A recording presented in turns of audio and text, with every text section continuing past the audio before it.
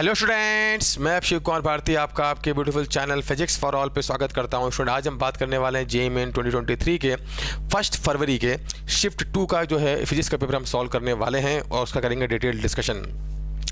But discussion में आगे बढ़ने से पहले हम बात कर लेते हैं ओवरऑल पेपर की जो है एक ब्रीफ एनालिसिस देख लेते हैं। अगर हम बात करते हैं ओवरऑल पेपर के एनालिसिस के बारे में, तो ओवरऑल पेपर जो था बेटा वो क्या है, मॉडरेट की तरफ शिफ्टेड था। और अगर हम बात करते हैं इजी टू मॉडरेट की तरफ शिफ्टेड था। और हम बात करते हैं अगर फिजिक्स के बारे में, तो फिजिक्स में क्या है, 11th में मैकेनिक्स से और 12th में क्या है, एक्चुअली अगर बात की जाए 12th में बात की जाए अगर, तो क्या इलेक्ट्रोडायनेमिक्स और क्या है मॉडर्न के जो क्वेश्चन है वो क्या है पेपर में आए हैं और क्या 11th और 12th का बैलेंस रहा है। जबकि अगर बात करें केमिस्ट्री में, तो केमिस्ट्री में भी ऐसा ही था, 11th और 12th क्या प्रॉपरली बैलेंस था और इनऑर्गेनिक और ऑर्गेनिक से जो क्वेश्चन सही मात्रा में आए और क्या फिजिकल भी सही अमाउंट में आई थी। और अगर मैथ्स में बात की जाए तो मैथ्स में क्या, अगर बात करें मैथ्स में ओवरऑल पेपर जो था वो 12th से ज़्यादा आया एज़ कम्पेयर टू 11th। और पेपर कैसा था, मैथ्स का बच्चों के अकॉर्डिंग पेपर था मॉडरेट। तो ये एक सिंपल सी बेसिक जो है एनालिसिस थी। अगर हम बात करते हैं, अपने बढ़ते हैं अपने पेपर की तरफ, फिजिक्स के पेपर की तरफ, तो उसको सॉल्व करना शुरू करते हैं बिना टाइम वेस्ट किए। और चलिए चलते हैं सीधा अपने बोर्ड पे और देखते हैं कि करके जितने क्वेश्चन है सारे को देखते हैं। ठीक है बेटा, तो हम बात करने वाले हैं किसके बारे में, जेईई मेन 2023 1 फरवरी के शिफ्ट 2 के फिजिक्स पेपर के बारे में।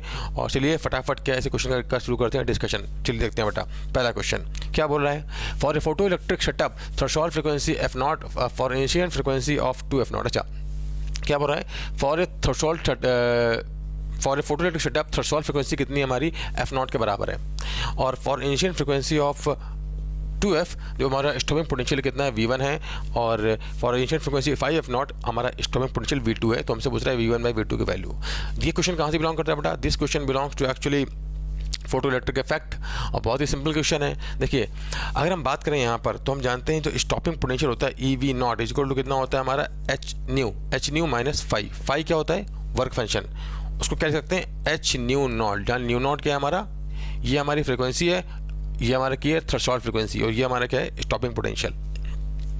तो अगर लिखें यहाँ पे तो कहानी क्या बन जाएगी, देखिए जरा लिखते हैं तो ऐसा। अब EV जब क्या है, जब यहाँ पे फ्रीक्वेंसी हमारी कितनी थी भैया, फ्रीक्वेंसी हमारी कितनी थी 2f0, तब जो हमारा स्टॉपिंग पोटेंशियल v1 है, तो EV1 इज इक्वल टू कितना बनेगा h इंटू f, कितना सॉरी 2f0 है ना, 2f0 फ्रीक्वेंसी है माइनस, हाँ भाई f0 क्या हमारे यहाँ पर, f0 है हमारा यहाँ पर क्या थ्रेशोल्ड फ्रीक्वेंसी, तो ये बन जाएगा वर्क फंक्शन टोटल।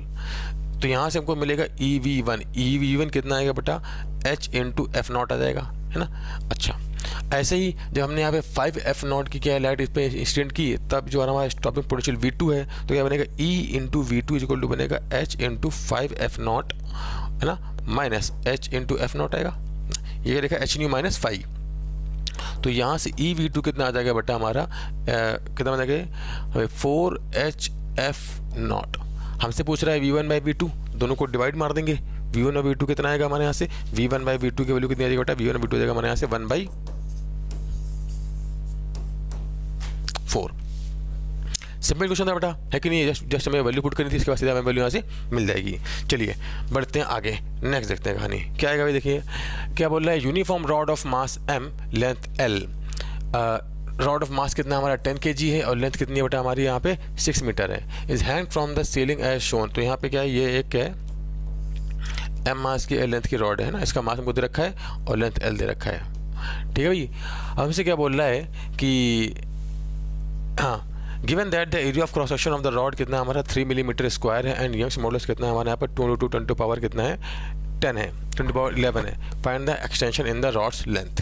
तो देखिए बेटा क्या करेंगे, तो इसका हम जानते हैं इस केस में जब भी कोई रॉड क्या यहाँ पे हैंग कर रही है, तो उसके में जो एलोंगेशन का जो फॉर्मूला आता है वो कितना आता है, that is equal to delta L equal to कितना आता है हमारा mg इंटू l/2ay, है ना।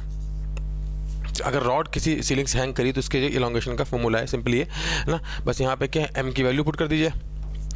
m दे रखा है इस केस में कितना है, m को दे रखा है यहाँ पर कितना है 10 kg, g कितना है हमारा यहाँ पे 10 है, और l को कितना दे रखा है हमारा बेटा, l में दे रखा है 6 मीटर, 2 है, और एरिया ऑफ क्रॉस सेक्शन में कितना दे रखा है यहाँ पर 3 मिलीमीटर स्क्वायर। तो 3 × 10 पावर माइनस 3 का स्क्वायर इंटू y की वैल्यू पुट कर दिया, y कितना है हमारे यहाँ पर, y is equal to s। Simple इस फॉर्मूले में क्या है वैल्यू पुट करिए, हमें यहाँ से क्या मिल जाएगा भाई, एलोंगेशन इन द रॉड। तो this is the elongation in the rod, अगर रॉड क्या वर्टिकल से हैंग कर रही है। ठीक है बेटा, सिंपली पुट करो, सिंपल आंसर मिल जाएगा हमको यहाँ पर। अब जो भी इसका आंसर है मैथ तो कर सकते हैं हम लोग, है कि नहीं। चलिए बढ़ते हैं आगे। तो स्टूडेंट हम देखते हैं अपना नेक्स्ट क्वेश्चन क्या बोल रहा है। देखिए, if universal gravitational constant g, Planck's constant h and speed of light c are taken as fundamental quantities, then dimensions of mass हमको बतानी है। देखिए बेटा यहाँ पे करते हैं। तो हम सबसे पहले क्या करते हैं, हमको हमें मास की डायमेंशन निकालनी है किसके टर्म्स में, g, c और h के टर्म में। तो हम प्रॉपर इसको क्या जनरली ड्राइव करते हैं पूरा। देखिए यहाँ पर, तो अगर हम बात करें g का डायमेंशन फॉर्मूला पहले क्या होगा, g का जानते हैं क्या होती है यूनिट, kg की पावर -1 मीटर क्यूब सेकंड की पावर -2। तो क्या आएगा, g का डायमेंशन फॉर्मूला हमारा जाएगा इस केस में m की पावर -1 l क्यूब t की पावर -2 ना। कहाँ से आएगा, f = g m1m2/r², वहाँ से निकाल लेंगे। और जो हमारा प्लैंक्स कांस्टेंट होता है उसके बारे में अगर बात करें तो प्लैंक्स कांस्टेंट का क्या होता है, जूल सेकंड। जूल क्या हो गया हमारा, ml² t की पावर -2 और सेकंड से मल्टीप्लाई होगा t की पावर -1 बन जाएगा यहाँ पर। और हमें c पता है क्या होता है, LT-1 स्पीड ऑफ लाइट, ठीक है ना। अब अगर हम बात करें यहाँ पर बेटा, तो लेट्स कॉल मास जो है वो प्रोपोर्शनल है g की पावर किसके, p के, और h की पावर किसके, q के बटा, और c की पावर किसके, r के, ठीक है। तो यहाँ पे क्या होगा, प्रोपोर्शनल हटाएंगे, कांस्टेंट आएगा g की पावर p, h की पावर q और c की पावर r। तो भाई हमको यहाँ पर क्या p, q और r पता करना है। हमें क्या मिल जाएगा भाई कि इसका जो फॉर्मूला आएगा m का इन terms of g, h and c हमको पता चल जाएगा भाई। तो देखिए भाई यहाँ पे हम लगाते हैं, कहानी क्या है देखिए। अगर यहाँ पे लिखें तो क्या बनेगा, इधर आएगा हमारा m = हो जाएगा, m = हो जाएगा g क्या है, m की पावर -1 l क्यूब t की पावर हमारा कितना है बेटा, -2, ठीक है। इसकी पावर आ गई हमारी की p आ गई, और h क्या लिखा है हमारा, ml² t की पावर -1, इसकी पावर आ जाएगी हमारी q, और LT-1 की पावर आ जाएगी हमारी क्या, r। सारे m वाले साथ में, l वाले साथ में, t वाले साथ में। तो क्या बनेगा देखिए, इधर लिखते हैं यहाँ पर, m की पावर क्या बनेगा बेटा, q, ये m पावर यहाँ q लिखा है, यहाँ लिखा है -p, तो q -p बन जाएगा।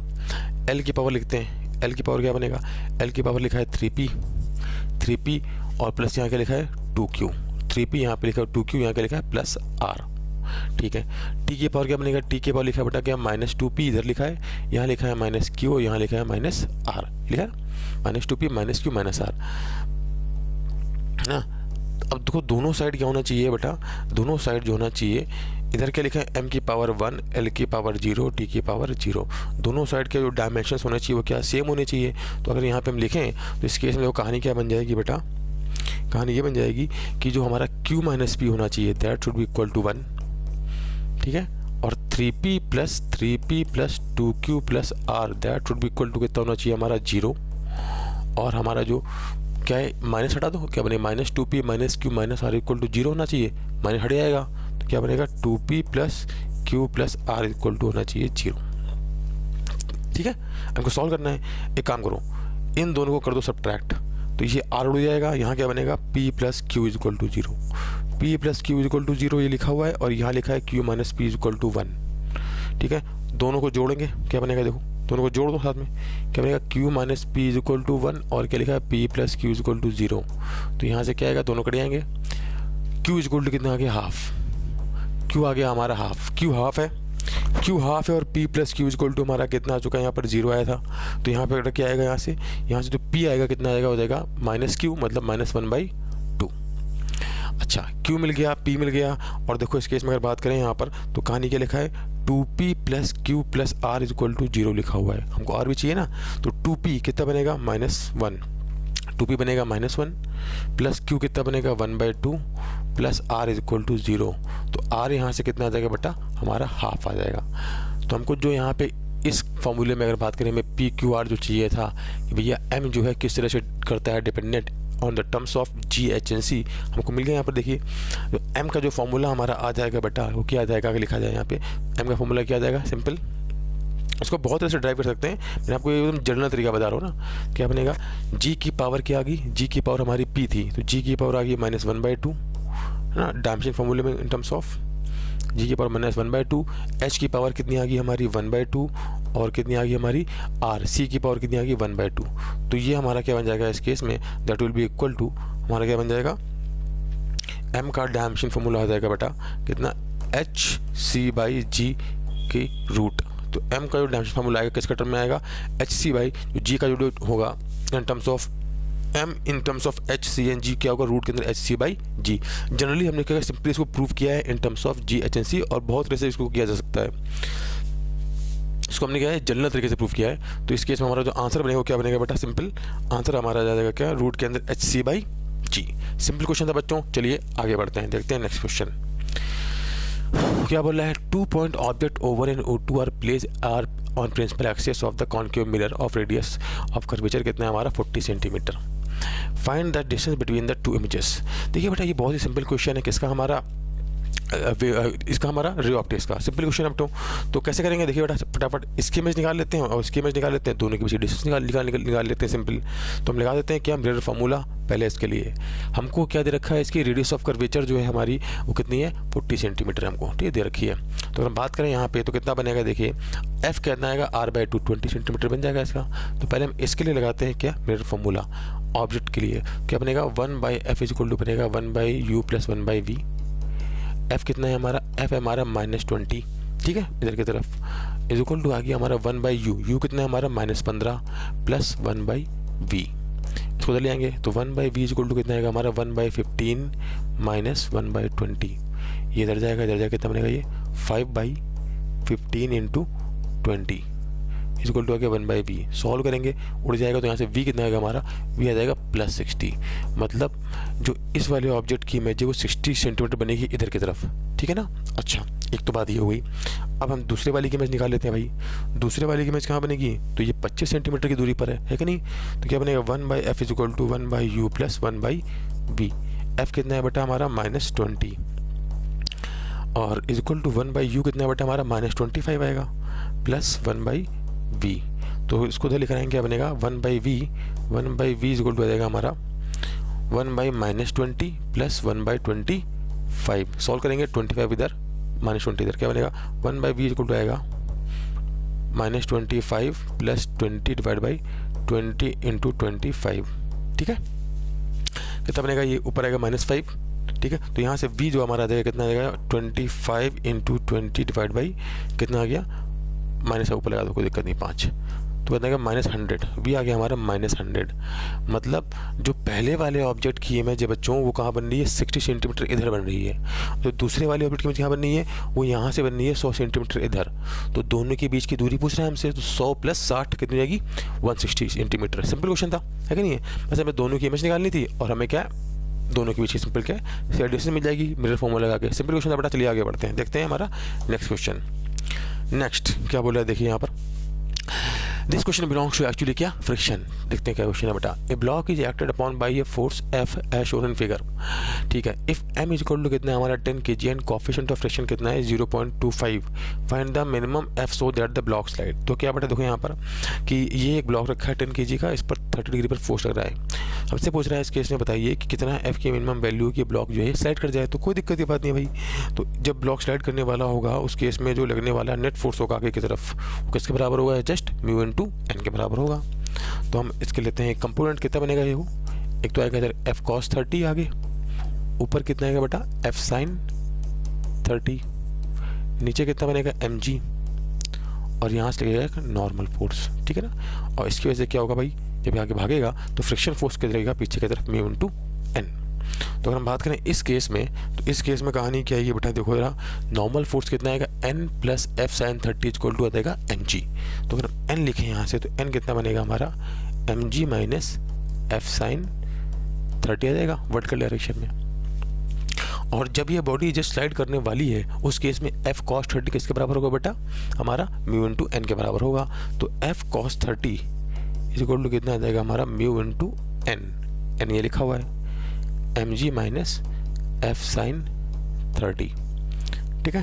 तो F cos 30 is equal to कितना आ गया बेटा mu × m × g minus mu × f × क्या आ गया sin 30। यही वो F की मिनिमम वैल्यू है जब बॉडी जस्ट स्लाइड करने वाली है। इसको इधर ले आते हैं भाई, कितना बनेगा F इधर आ जाएगा, क्या बनेगा cos 30 + mu sin 30 is equal to कितना आ जाएगा बेटा हमारा म्यू × m × g। तो यहाँ पे रखें हम तो इस केस में कहानी क्या बन जाएगी देखिए जरा, यहाँ रखें तो F क्या जाएगा हमारा, F आ जाएगा कितना म्यू × mg डिवाइड बाई क्या बन जाएगा हमारा cos 30 + म्यू साइन 30। बस हमको यहाँ पर वैल्यू पुट करनी है सैम्पल और हमको एफ की वैल्यू मिल जाएगी। तो देखो बेटा हमको यहाँ पर म्यू कितना दे रखा है, म्यू दे रखा है 0.25, एम दे रखा है हमको 10, तो बनेगा कितना 100, एम 10 है, जी भी कितना है 10 है, 100 बन जाएगा, डिवाइड बाई cos 30 कितना बनेगा बेटा हमको √3/2 प्लस म्यू कितना है हमारा 1/0.25 मतलब 1/4 है, और ये क्या बन जाएगा यहाँ पे 1/2 है ना। सिंपल इसको सॉल्व कर लेते हैं यहाँ पर ना, कितना बन जाएगा देखिए एफ कितना आ जाएगा हमारा, ये इससे उड़ गया, ठीक है ना, ये इससे उड़ जाएगा। यहाँ पे काम करते हैं एफ इक्वल टू कितना है, सिंपल मैच चलिए, तो 25 ऊपर है, यहाँ से 1/8 कॉमन ले लो, कितना बनेगा नीचे देखो कितना जाएगा 1/8, ऊपर क्या बन जाएगा यहाँ बन जाएगा कितना आएगा 4√3 + 1, ये ऊपर जाएगा कितना बनेगा 200 डिवाइड बाई 4√3 + 1 न्यूटन, है ना। सिंपल, तो ये वो मिनिमम फोर्स की वैल्यू है जब क्या होगा, जिस फोर्स पे ब्लॉक जस्ट क्या होगा स्लाइड करने वाला होगा। सिंपल क्वेश्चन था बेटा, हमें बस यहाँ पर क्या करना है, सिंपल नेट फोर्स जो आगे की तरफ है उसको किसके बराबर करना था, म्यू इंटू एन के बराबर। तो हमारा इस केस में आंसर क्या बन जाएगा बेटा, that is what 200 divide by 4√3 + 1। Simple था। चलिए आगे बढ़ते हैं, देखते हैं नेक्स्ट क्वेश्चन क्या बोल रहा है बेटा। नेक्स्ट क्वेश्चन देखते हैं क्या बोल रहा है हमसे। In a hydrogen atom, an electron makes a transition from third excited state to ground state. कहाँ से कहाँ जा रहा है, थर्ड एक्साइटेड स्टेट टू जा रहा है कहाँ पे, ग्राउंड स्टेट में।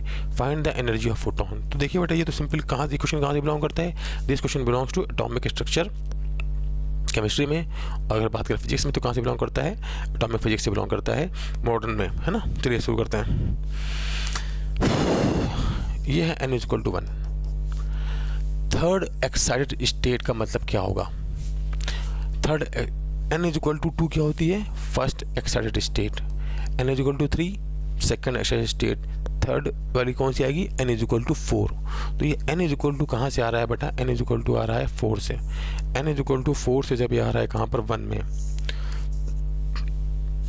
तो इन दोनों की स्टेट के जो दोनों स्टेट के जो एनर्जी के बीच का डिफरेंस होगा उतनी ही एनर्जी का तो फोटोन रिलीज होगा, है कि नहीं है। तो हमको क्या करना है यहाँ पर, बस हमको इन दोनों स्टेट के बीच की एनर्जी लिखनी है।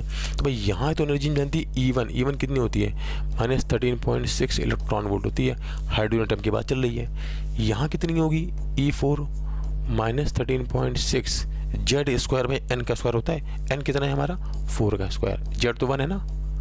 तो इन दोनों के बीच के जो एनर्जी का डिफरेंस होगा डेल्टा E क्या आएगा, E4 - E1 कितना बन जाएगा देखो, -13.6 डिवाइड बाई 16 माइनस ऑफ -13.6 कितना बनेगा, ये प्लस हो जाएगा, ये माइनस है, क्या बनेगा 13.6 इंटू 1 - 1/16 तो क्या बन जाएगा 15/16 इलेक्ट्रॉन वोल्ट। कितना आ जाएगा ये, सॉल्व करेंगे इसके लिए 12.75 इलेक्ट्रॉन वोल्ट। तो सॉल्व कर लीजिएगा इसको आप। तो जब जो इलेक्ट्रॉन करेगा ट्रांसफ़र कहाँ से कहाँ पर, third excited state to ground state, उसकी जो एनर्जी जो फोटोन की एनर्जी है कितनी आएगी, वो आएगी 12.7 इलेक्ट्रॉन वोल्ट। सिंपल क्वेश्चन था बेटा। चलिए आगे बढ़ते हैं, है ना। नेक्स्ट देखते हैं क्वेश्चन हमारा क्या है, क्या बोल रहा है बेटा। For a heat engine based on Carnot cycle, source is act at temperature of 600 kelvin, ठीक है। Now source temperature is doubled, okay, then the efficiency also gets double, okay fine, while keeping the sink temperature at same at x Kelvin, the value of x is equal to। क्या बोल रहा है देखिए, ये simple question कहाँ से belong करता है, कार्नोट इंजन से। बच्चों कार्नोट इंजन से बहुत सारे क्वेश्चन आ रहे हैं और बहुत सिंपल क्वेश्चन है, करते हैं। क्या बोल रहा है कि जब हमारा सिंक टेम्परेचर x है और हमारा सोर्स टेम्परेचर कितना है 600 केल्विन, तब उसकी इफिशियंसी कितनी, नीटा इक्वल टू कितनी है हमारी 1 - x डिवाइड बाई, मान लेते हैं x डिवाइड बाई कितनी, हमको x बोल रहा है, x डिवाइड बाई कितनी 600, ये फिर इंटू 100 कर दो, कोई फर्क नहीं पड़ता, ये है एफिशिएंसी, ठीक है। और जब हम क्या करते हैं अपने सोर्स के टेम्परेचर को डबल कर देते हैं, तब एफिशिएंसी की आती है 2n हो जाती है ना, इक्वल टू कितनी 1 - x डिवाइड बाई 1200 इंटू 100, है ना। तो एफिशिएंसी डबल हो जाती है भाई। तो एक काम करो यहाँ पर नीटा के उठा के चिपका दो, है कि नहीं है। कितना बनेगा देखिए 2 इंटू 100 टूट जाएगा, वैसे भी 100 लिखने की कोई जरूरत ही नहीं है। 2 इंटू 1 - x बाई 100 नीटा के लिए चिपका दी मैंने यहाँ पर, ठीक है ना। कहाँ पर, यहाँ चिपका दी। इक्वल टू क्या बनेगा 1 - x बाई 1200, ठीक है। क्या बनेगा देखो बेटा, ये कितना बन गया, ये बन गया 2 माइनस कितना बनेगा 2 - x by 300, 2 - x by 300 equal to 1 - x by 1200। इसको ले आओ, इसको लेकर आएंगे, कहानी क्या बनेगी बेटा देखिए, बनेगा 1 हो जाएगा ये क्या बनेगा, 1 इक्वल टू आएगा x/300 माइनस x/1200। इसमें काम करते हैं, इसमें 4 से करते हैं मल्टीप्लाई और 4 से डिवाइड, ये बनेगा 1200 बन जाएगा। तो 1 इक्वल टू आएगा कितना, सब्ट्रैक्ट होगा 3x डिवाइड बाई 1200। तो यहाँ से x कितना बन जाएगा, x हमारा यहाँ से कितना आ जाएगा, x इक्वल टू कितना आएगा 400 केल्विन, क्योंकि टेम्परेचर किस में चल रहा है, केल्विन में चल रहा है। सिंपल क्वेश्चन था, हमसे पूछ रहा है what is the temperature of sink, कितना होगा हमारा इस केस में 400 केल्विन होगा। सिंपल क्वेश्चन था। चलिए बच्चों देखते हैं नेक्स्ट क्वेश्चन हमारा क्या है, क्या बोल रहा है भाई। देखिए, if A force F applied on an object moving along the y-axis varies with the coordinate as F is equal to 5 plus 3y square. Then the burden in displacing the body from y is equal to 2 to 5. Simple question है। इस तरह question हमने कहा कि अभी ये work energy theorem में किए हैं ना। क्या है, देखिए यहाँ पर वेरिएबल फोर्स है। अगर हम बात करें वेरिएबल फोर्स के लिए वर्डन हमारा क्या होगा, dw इज इक्वल टू कितना होता है, F इंटू y का फंक्शन है इसलिए dy x का होता है तो dx। इसके बाद क्या कर दो सिंपल इंटीग्रेशन। तो नेट वर्किंग क्या आएगा हमारे इस केस में, एफ डी वाई। एफ हमारा लिखा है 5 प्लस 3y का स्क्वायर इंटू डी वाई। इसका इंटीग्रेशन कहाँ से कहाँ जा रहे हैं हम लोग, y गोइंग फ्रॉम 2 to 5। तो इसका जो वर्डन आ जाएगा, वर्क कितना आ जाएगा हमारा, ये बनेगा 5y इंटीग्रेशन करेंगे, ये क्या बनेगा 3y³ 3 3 उड़ जाएगा, क्या बनेगा y³। लिमिट कहाँ से कहाँ जा रही है बेटा, 2 to 5। तो जब यहाँ लिमिट रखेंगे क्या बनेगा, 5 इंटू लिमिट डालो 5 माइनस 2 कितना बनेगा, क्या y पे लगा तो y पे क्या बनेगा, एक बार 5 लिखेंगे एक बार 2 लिखेंगे, 5 माइनस 2 है ना, प्लस इसके लिए क्या लिखेंगे y 5 का क्यूब, मतलब क्या बनेगा 5 का क्यूब माइनस 2 का cube. Upper limit minus lower limit, एक बार अपर लिमिट इस पर लगा दी और लोअर लिमिट लगा दी इस पर, फिर अपर इस पर आई फिर लोअर इस पर, कितना बनेगा ये, हाँ ये बनेगा 15 प्लस ये कितना बनेगा 125 माइनस 8 कितना 117, कितना बन जाएगा हमारा 132 जूल। सिंपल क्वेश्चन था बेटा, मैं क्या नहीं है, बस मैं क्या करना था, integration of F D Y करना था। इसके बाद सिंपल क्या दी, मैथ। चलिए आगे बढ़ते हैं, देखते हैं नेक्स्ट क्वेश्चन। ओके, क्या बोल रहा है, for uniform disc moment of inertia about the diameter is mr²/4 where m is mass and r is radius of the object, find the moment of inertia about the tangent parallel to the diameter. ये तो एकदम ही simple question है। This question belongs to कहाँ से बेटा, rotation से, और रोटेशन का एकदम ही हलवा क्वेश्चन है। क्या बोला है, देखिए ये डिस्क है, डिस्क का सेंटर से पास होकर जाने वाली एक्सिस के अबाउट मोमेंट ऑफ इनर्शिया हमको दे रखा है mr²/4। अगर नहीं भी दिया हो तो हमको पता है, हमसे पूछ रहा है इस वाली एक्सिस के बताओ क्या होगा मोमेंट ऑफ इनर्शिया। तो क्या कर दो भाई, क्या लगा दो, parallel axis theorem, I is equal to ICM plus MD²। तो I कितना बनेगा, ICM कितना हमारा लिखा है, सेंटर से पास होकर जाने वाली एक्सिस के मोमेंट ऑफ इनर्शिया है mr²/4 plus m into D का स्क्वायर, डी कितना बेटा हमारा r। तो कितना बन जाएगा हमारा ये 5/4 mr का स्क्वायर। सिंपल था, है कि नहीं, कहाँ दिया है भाई, ये रहा। चलिए नेक्स्ट देखते हैं। Which of the following statement is correct for Zener diode. अच्छा, जीनर डायोड का नाम से पूछ रहा है क्वेश्चन। देखिए अभी क्या बोल रहा है, Zener diode act as a voltage regulator. ये तो मेन काम होता है भाई, जीनर डायोड का मेन काम क्या होता है, it acts as a voltage regulator. ये तो सही है। It is use in the forward bias, गलत, एकदम ही गलत है। तो फॉरवर्ड बैच में यूज़ करते हैं, कहाँ यूज़ करते हैं उसको, हमेशा ही रिवर्स बैच में यूज़ करते हैं। जीनर डायोड हमेशा कहाँ यूज होता है, रिवर्स बैच पे, ब्रेकिंग कंडीशन पे, जहाँ ब्रेक डाउन होने वाला होता है ना। तो सेकंड गलत। थर्ड क्या बोला, it is use in reverse bias, ये सही है। चौथा क्या बोला है, it is use as switch, नहीं, इसको स्विच की तरह यूज नहीं करते हैं, किसकी तरह यूज करते हैं, वोल्टेज रेगुलेटर की तरह यूज करते हैं। तो ये तो क्या हमारा गलत है। तो इसका कौन कौन सा सही है, फर्स्ट सही है और थर्ड सही है। तुम्हारा आंसर क्या बनेगा इस केस में, जहाँ पे फर्स्ट और थर्ड दिया है, हम तो बोला कौन सही है, first and third are the correct for this option. Simple था बेटा, है कि नहीं है। चलिए देखते हैं आगे नेक्स्ट क्या बोल रहा है भाई। नेक्स्ट हमसे बोल रहा है, the ratio of acceleration due to gravity on the surface of planet 1 and planet 2 is x, while the ratio of the radii respective planet is y, then the ratio of the respective escape velocity on the surface of planet 1 and planet 2 कितनी होगी। तो देखिए भाई, अगर हम बात करें इसके वेलोसिटी, तो बेटा इसके वेलोसिटी क्या होती है, v इक्वल रूट के अंदर 2gm/r होता है ना। r से ऊपर नीचे कर दो मल्टीप्लाई, ये बनेगा √2gr। ये फॉर्मूला आप चाहें तो सीधे भी r रख देते थे, बट मैंने फिर भी एक बार क्या है इसको सिंपली ड्राइव किया, कोई दिक्कत नहीं है। तो इसके वेलोसिटी अगर हम बात करें तो हमसे बोल रहा है v1 इज इक्वल टू कितना है, जो पहला वाला प्लैनेट है उसके लिए 2g1r1 मान लेते हैं, और v2 के लिए कितना है 2g2r2, ठीक है ना, दो अलग अलग प्लैनेट है। तो हमसे इसके वेलोसिटी का रेशियो पूछ रहा है भाई, ये बनेगा क्या आएगा, देखो 2 से 2 तोड़ गया, क्या बचा g1/g2 r1/r2, ये बनेगा। हमसे बोल रहा है एक्सेलरेशन ड्यू टू ग्रेविटी का जो रेशियो था, बट हमसे क्या बोला था, एक्सेलरेशन ड्यू टू ग्रेविटी का जो रेशियो है वो हमसे x बोल रहा है, और रेडियस का रेशियो कितना है y, ठीक है ना, रेडियस का रेशियो कितना है y। तो यहाँ पर पुट कर दो भाई, क्या बने, ये आएगा x, ये आएगा y।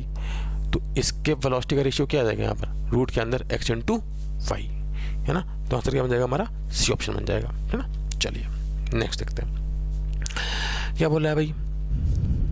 For the electromagnetic wave, the ratio of energy carried by electric field and that of magnetic field is, ये तो एकदम ही बकवास क्वेश्चन है भाई। अगर हम बात करें इलेक्ट्रिक फील्ड जो इलेक्ट्रोमैग्नेटिक वेव करती है, एनर्जी कैरी होती है half epsilon E square energy density, और जो मैग्नेटिक फील्ड एनर्जी करती है, मैग्नेटिक फील्ड जो एनर्जी कैरी करती है उसकी एनर्जी डेंसिटी क्या होती है, b² / 2μ0, और दोनों क्या होते हैं बराबर। तो इनका रेशियो क्या आएगा, 1:1, है ना। तो रेशियो क्या बन जाएगा इस केस में, सिंपली 1:1, है ना। चलिए आगे बढ़ते हैं। नेक्स्ट क्या बोल रहा है, हाँ भाई नेक्स्ट क्वेश्चन क्या बोल रहा है, an infinite wire is bent in shape as shown in the figure, ये हमारा एक इनफाइनाइट वायर है। Okay, if current I flows through the wire, the magnetic field at centre O, magnetic field centre O, the value of, magnetic field में दे रखी है, हमसे बोल रहा है के की वैल्यू क्या होगी। कहाँ से बिलोंग करता है question, this question belongs to magnetic effect of current, और उसका एकदम ही सिंपल क्वेश्चन देखिए बेटा, हमको यहाँ पे सेंटर पे निकाली मैग्नेटिक फील्ड। तो ये हमारा क्या है, एक इनफाइनाइट वायर है, इसकी वजह से मैग्नेटिक फील्ड यहाँ 0 होगी, क्यों, क्योंकि तो वायर के सामने ही लाई कर रहा है, तो इसकी वजह से मैग्नेटिक फील्ड 0, और इसकी वजह से भी कितनी होगी 0, क्योंकि ये भी वायर के सामने लाई कर रहा है पॉइंट। तो जो मैग्नेटिक फील्ड आएगी वो सिर्फ और सिर्फ इस सेमी सर्कुलर वायर की वजह से आएगी, और किधर आएगी, वायर की तरफ उंगलियाँ घुमाऊँ तो हम क्या देगा, मैग्नेटिक फील्ड की डायरेक्शन। तो इस केस में जो मैग्नेटिक फील्ड किधर आएगी वो आएगी इनवर्ड, कितनी आएगी, अगर ये पूरा होता तो कितना आता, μ0/2 आता I/R, अगर ये पूरा होता, बट हाफ है तो उसका भी 1/2 हो जाएगा। तो जो मैग्नेटिक फील्ड आएगी वो कितनी आएगी बेटा, वो आएगी μ0/4 I/R। तो के कितना हो जाएगा हमारा इस केस में, की कितनी होगी बेटा 4 होगी, है कि नहीं है। चलिए नेक्स्ट क्वेश्चन देखते हैं, सिंपल था। क्या बोल रहा है देखिए next question, for making a voltmeter, assertion reason का क्वेश्चन है बेटा। क्या बोल रहा है, for making a voltmeter we prefer a voltmeter of resistance कितना 4000 ohm over a voltmeter of resistance 1000 ohm. सही बात है भाई, अगर हम वोल्ट मीटर बना रहे हैं तो भाई हम ऐसा वोल्ट मीटर लेंगे जिसका रेजिस्टेंस ज़्यादा हो, है भाई, जिसका रेजिस्टेंस कम होगा। तो अगर हमको क्या बोल रहा है कि अगर हम यहाँ पे 4000 ओम कर लेंगे voltmeter as compare to कि हम 1000 कर लें। सही बात है, ये वोल्ट मीटर का काम क्या होता है, वोल्ट मीटर का काम होता है वोल्टेज मेजर करना, है ना, वोल्टेज को डिस्टॉर्ट करना नहीं होता। मतलब जितना ज़्यादा रेजिस्टेंस होगा उसमें उतनी कम करंट जाएगी, तो वो एक्यूरेट रीडिंग को करेगा मेजर। तो वोल्ट मीटर क्या होना चाहिए, जितना ज़्यादा हो सके रेजिस्टेंस उतने ज़्यादा का होना चाहिए। तो सही है भाई, हमसे बोल रहा है कि हम 4000 का ओम का लेंगे voltmeter as compare to कि हम 1000 का लें। तो सही बोल रहा है, वोल्ट मीटर जितना हो सके उतना ज़्यादा रेजिस्टेंस का होना चाहिए। सही बात है। अब क्या बोल रहा है, voltmeter should be of higher resistance so that it draws less current from the circuit. एकदम करेक्ट, ये भी करेक्ट है, करेक्ट एसेशन है, करेक्ट रीजन है, और इसको सही तरह से एक्सप्लेन भी कर रहा है कि हमको भैया क्या ज़्यादा से ज़्यादा रेजिस्टेंस का लेना चाहिए वोल्ट मीटर, ताकि वो सर्किट से कोई करंट कम से कम करंट को ड्रॉ करे।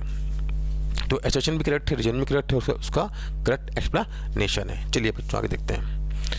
नेक्स्ट क्या बोल रहा है भाई, which of the following graph best represent the relation between square of the time period and the length of simple pendulum. तो हम जानते हैं भाई टाइम पीरियड का फॉर्मूला क्या होता है, T = 2π रूट के अंदर L/G। अगर हम स्क्वायर मारेंगे क्या बनेगा, T² बनेगा 4π² × L बन जाएगा। तो ये क्या लिखा है, y = mx, है ना, y = mx की लाइन है, स्ट्रेट लाइन बनेगी। तो जहाँ पर स्ट्रेट लाइन होगी वही हमारा कर्व होगा। तो कहाँ बनेगी, जो ओरिजिन से पास होकर जा रही है, कौन सा बनेगा हमारा, ये वाला ग्राफ बनेगा, T² वर्सेस L लाइन, है ना। सिंपल था बेटा। चलिए आगे देखते हैं। नेक्स्ट क्या बोल रहा है भाई, according to the shown PT graph for 3 processes temperature at point O is equal to, हमें यहाँ पे ग्राफ रखा है PT ग्राफ, T किस में है, डिग्री सेल्सियस में। तो इस ग्राफ के अकॉर्डिंग बताना है कि ओ वाले पॉइंट का टेम्परेचर क्या होगा। देखो ओ वाले पॉइंट पे प्रेशर क्या हो रहा है, 0। तो हम जानते हैं भाई प्रेशर अगर जहाँ पे गैस का 0 हो रहा है तो वहाँ पे टेम्परेचर क्या होगा, एब्सोल्यूट 0 टेम्परेचर होगा, है ना। एब्सोल्यूट 0 का मतलब क्या है यहाँ पर, 0 केल्विन। और 0 केल्विन कितना होता है बेटा, -273 डिग्री सेल्सियस। तो यहाँ पर क्या आएगा मेरा आंसर इस केस में, -273 डिग्री सेल्सियस, क्योंकि 0 केल्विन टेम्परेचर पे क्या होता है बेटा, 0 केल्विन टेम्परेचर पे हमारा क्या होता है, प्रेशर 0 होता है कि नहीं। चलिए सिंपल क्वेश्चन था, चलिए आगे बढ़ते हैं। नेक्स्ट क्वेश्चन देखते हैं क्या बोल रहा है कि भाई the magnetic field induced at the point P on axis as shown in the figure. तो यहाँ पे क्या है, हमें दे रखा है, हमसे एक्स वैल्यू पूछ रहा है। तो भाई ये जो करंट कैरिंग वायर है इसकी वजह से यहाँ पर क्या है, पॉइंट P पर जो मैग्नेटिक फील्ड आ रहा है हमको फाइंड करना है। उसमें वहाँ पे देखते हैं किसकी वैल्यू क्या है भाई, इस करंट कैरिंग वायर की वजह से जिसमें करंट I फ्लो कर रही है, पॉइंट P पर कितना आएगा मैग्नेटिक फील्ड। हम जानते हैं फॉर्मूला क्या होता है बेटा, μ0/4 पाई I इंटू 2 पाई R का square divide by R square plus x square की पावर 3/2 होता है ना। इस तरह से याद रखोगे, कभी भूलोगे नहीं, है ना, बाद में उड़ा देना, कोई दिक्कत नहीं है, ठीक है। तो यहाँ पे एक्स इक्वल टू क्या डाल दो बेटा, यहाँ पे एक्स इक्वल टू डाल दो, आप कितना 2R डाल दो, तो कितना बनेगा, देखिए B इक्वल टू बनेगा, इससे उड़ जाएगा μ0/2 है ना, I into R square divide by R square plus 2R का स्क्वायर बन जाएगा ना, 2R का स्क्वायर, इसकी पावर कितना बनेगा बेटा, 3/2 बन जाएगा, है ना। तो B यहाँ से कितना आ गया हमारा, μ0/2 इंटू IR स्क्वायर, ये कितना बनेगा, 5R स्क्वायर बनेगा, तो बनेगा 5 की पावर 3/2 है, 5√5 इंटू R क्यूब बन जाएगा, तो R क्यूब से उड़ जाएगा। कितना आएगा हमारा फॉर्मूला, मैथ पे लगेगा, B इक्वल टू आ जाएगा इस केस में μ0/10 आ जाएगा ना, into μ0 into I by 10 into √5 into R, ये बनेगा मैग्नेटिक फील्ड। तो हमको यहाँ दिख रहा है, इधर रखा है, हमसे पूछ रहा है एक्स के लिए, बताओ एक्स कितना बनेगा बेटा, एक्स हमारा बनेगा इस केस में कितना, 10 बन जाएगा, है ना। सिंपल क्वेश्चन था। चलिए नेक्स्ट देखते हैं क्या बोल रहा है भाई यहाँ पर, इन YD AC setup if the mica sheet of thickness T and refractive index mu is introduced in front of one of the slits, find the number of fringes by which the central fringe gets shifted given lambda। हमें बाकी जो general values दे रखी हैं। हाँ भाई, तो देखो हमसे क्या बोल रहा है इस केस में, हमने क्या किया यहाँ पर ये YDC सेटअप है, YDC का सिंपल सा क्वेश्चन है बेटा कि देखिए YDC सेटअप में यहाँ पर हम जानते हैं कि सेंट्रल मैक्सिमा अगर यहाँ पे कोई भी हमने नहीं लगाई है, स्लिट के सामने कोई भी हमने यहाँ पे नहीं लगाई है मिका शीट, तो उस केस में सेंट्रल मैक्सिमा कहाँ मिलेगा, यहाँ मिलेगा। अब अगर मान लो हमने यहाँ पर क्या लगा दी है, एक म्यू मीडियम की, है ना, म्यू रिफ्रैक्टिव इंडेक्स की और T थिकनेस की लगा दी है ग्लास स्लिट, तो इसकी वजह से क्या होगा कि सेंट्रल मैक्सिमा यहाँ कहीं आ जाता है। तो हमसे बोल रहा है कि भाई इस केस में कितनी नंबर ऑफ फ्रिंजेस इससे क्रॉस कर जाएंगी, ये बताओ। तो सेंट्रल मैक्सिमा कहाँ शिफ्ट हो गया, ये तो हमको पता है क्या होता है फॉर्मूला इसका, μ-1 इंटू T इंटू D/D। ये सेंट्रल मैक्सिमा इतने से शिफ्ट हो जाता है जब भी हम कोई ग्लास स्लैब लगाते हैं म्यू मीडियम की। तो ये सेंट्रल मैक्सिमा जो पहले यहाँ था, यहाँ इतनी दूरी शिफ्ट हो गया, है ना, इतनी दूरी क्या हो गया है, शिफ्ट हो गया है। अब इतनी दूरी में जितने नंबर ऑफ फ्रिंजेस आएंगे वही नंबर ऑफ फ्रिंजेस को क्रॉस किए हैं इस केस में। तो देखिए मान लेते हैं n नंबर ऑफ फ्रिंजेस आए और एक फ्रिंज की फ्रिंज विड्थ कितनी होती है, d λ/d। तो जो ये d λ/d इंटू n कर देंगे तो इतनी नंबर ऑफ फ्रिंजेस क्या होगी, क्रॉस हो गई हैं जब ये सेंट्रल मैक्सिमा यहाँ से यहाँ शिफ्ट हुआ है। तो भाई यहाँ से हम निकाल लेते हैं किसकी वैल्यू, n की वैल्यू। n कितना आ जाएगा हमारा, n आ जाएगा μ-1 इंटू T/λ। तो इतनी नंबर ऑफ फ्रिंजेस हो गई, उससे क्या हो गई हैं, क्रॉस हो चुकी हैं प्रीवियस वाले सेंट्रल मैक्सिमा से। तो हमारा क्या बन जाएगा इस केस में, μ-1 इंटू T/λ। सिंपल क्वेश्चन था बेटा, है कि नहीं है। चलिए नेक्स्ट देखते हैं क्या बोल रहा है भाई, choose the correct option, choose the correct option. हाँ क्या बोले, choose the correct statement regarding the ground to ground projectile. Ground to ground projectile के बारे में हमसे बोल रहा है कि भैया बताना है करेक्ट स्टेटमेंट क्या होगा। तो अगर मैं यहाँ पे 2 मिनट क्लियर ऐसे, है ना, ग्राउंड टू ग्राउंड प्रोजेक्टाइल बना देता हूँ। देखो ये बना है ग्राउंड टू ग्राउंड प्रोजेक्टाइल में पार्टिकल से थ्रो किया ऐसे। क्या बोल रहे हैं, kinetic energy is 0 at the highest point. Highest point यहाँ पर टॉप मोस्ट पॉइंट पर क्या बोल रहा है, बॉडी की काइनेटिक एनर्जी 0 होती नहीं भाई, क्योंकि यहाँ तो बॉडी की स्पीड क्या होती है, अगर हमने इसको यू से फेंका है थीटा एंगल पर, तो यहाँ पे इसकी स्पीड यू कॉस थीटा होती है ना। वर्टिकल डायरेक्शन में इसकी स्पीड 0 होती है, हॉरिजॉन्टल में 0 तो होती नहीं है, तो इसकी काइनेटिक एनर्जी यहाँ पे 0 नहीं होगी, है ना। तो ये तो गलत है। फिर क्या बोल रहा है, potential energy is highest at the highest point. सही बात है भाई, यहाँ पे तो सबसे ज़्यादा मैक्सिमम हाइट पर है ना, तो पोटेंशियल यहाँ पे क्या होगी, इसकी मैक्सिमम होगी, तो बी तो करेक्ट है, सही है। बाकी देख लेते हैं, horizontal component of velocity increases, नहीं, हॉरिजॉन्टल कंपोनेंट ऑफ वेलोसिटी हमेशा क्या रहता है यहाँ पर, यू कॉस थीटा कांस्टेंट रहता है, तो ये तो हमारा क्या हो गया इस केस में, गलत है ना, D. Vertical component of velocity remains constant, नहीं भाई, वर्टिकल डायरेक्शन में ये एक्सेलरेट कर रहा है ना, तो इसकी वेलोसिटी क्या होती रहती है, चेंज होती रहती है, ऊपर जाते तो घटती, नीचे जाते तो फिर से बढ़ती है, तो इस केस में हमारा क्या है, ये भी गलत है ना, तो सही हमारा क्या है इस केस में, बी वाला जो है हमारा बेटा क्या है, वो करेक्ट ऑप्शन है कि नहीं है। चलिए नेक्स्ट क्वेश्चन देखते हैं, क्या बोल रहा है, देखिए बेटा कि consider the following circuit, consider the following circuit, all resistors have the resistance 10 ohm each, find I1 plus I2 by I3 का वैल्यू बतानी है अपन को। सिंपल क्वेश्चन है, किसका है बेटा, करंट इलेक्ट्रिसिटी का क्वेश्चन है, देखते हैं कैसे करेंगे। तो अगर हम बात करें इसमें सबको मान लेते हैं R है ना, बाद वैल्यू पुट कर देंगे।